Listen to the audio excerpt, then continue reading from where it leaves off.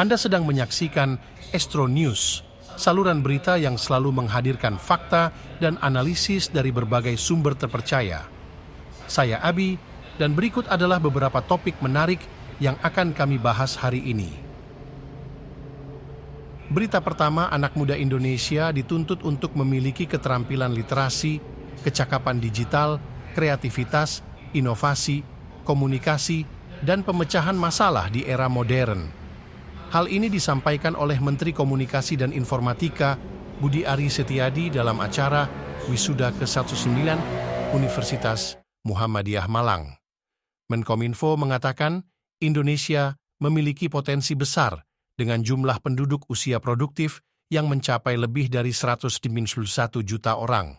Sebagian besar dari mereka adalah generasi Z yang harus menjadi perintis dalam mengembangkan dunia digital. Namun, tantangan yang dihadapi adalah maraknya informasi hoaks dan konten negatif di internet. Oleh karena itu, anak muda harus berani mengambil risiko, menciptakan inovasi, dan mengambil keputusan yang tepat. Anak muda juga harus memiliki pengetahuan yang kuat, keterampilan unggul, dan etika yang baik.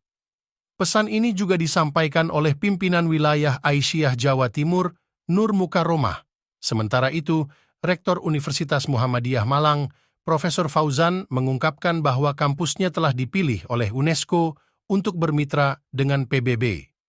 Hal ini menunjukkan peran aktif UMM dalam mewujudkan tujuan pembangunan berkelanjutan atau SDGs.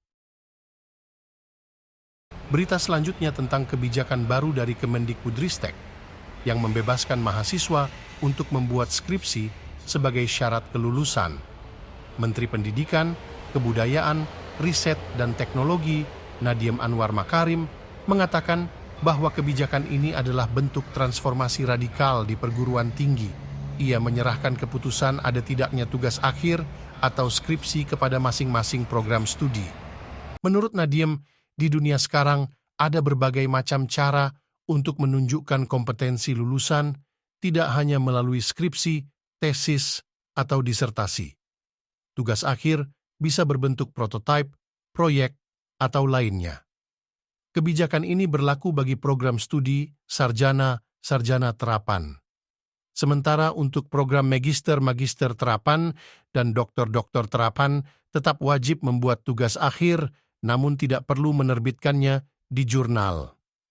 Nadiem berharap dengan kebijakan ini, program studi semakin bebas untuk mendorong mahasiswa melakukan pendidikan di luar kampus, project-based learning, dan riset sebagai bagian dari kurikulum. Tanggapan dari dunia akademik pun bermacam-macam.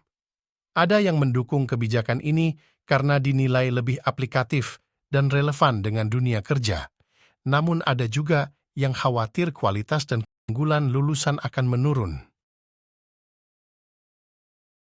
Harga emas batangan cetakan PT Aneka Tambang TBK atau Antam kembali naik pada hari Rabu, 30 Agustus 2023. Emas batangan pecahan 1 gram Antam dihargai Rp1.077.000,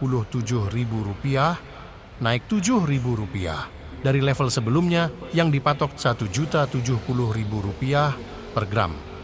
Harga pembelian kembali atau buyback juga naik Rp7.000 menjadi Rp957.000. Kenaikan harga emas Antam ini sejalan dengan tren harga emas global yang menguat seiring dengan melemahnya dolar AS dan meningkatnya permintaan emas sebagai aset lindung nilai di tengah ketidakpastian ekonomi dan geopolitik dunia. Berikut ini adalah daftar harga emas Antam dalam berbagai pecahan lain pada hari Rabu, 30 Agustus 2023.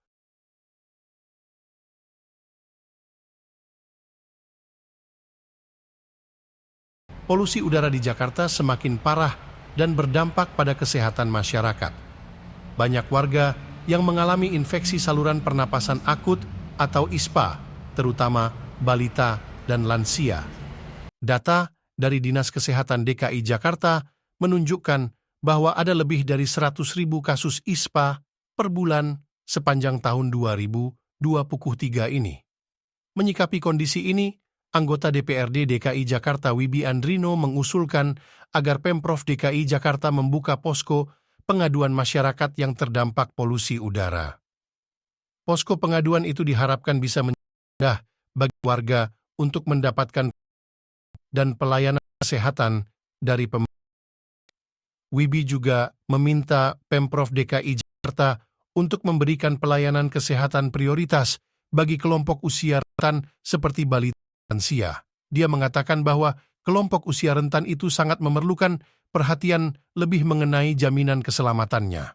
Sementara itu, penjabat Gubernur DKI Jakarta Heru Budi Hartono mengakui adanya kenaikan kasus ISPA masih dalam taraf ringan dan ditangani oleh puskesmas. Dia juga mengimbau agar kelompok rentan seperti balita dapat mengurangi intensitas berkegiatan di luar rumah untuk menghindari kondisi kesehatan yang kian menurun akibat polusi udara.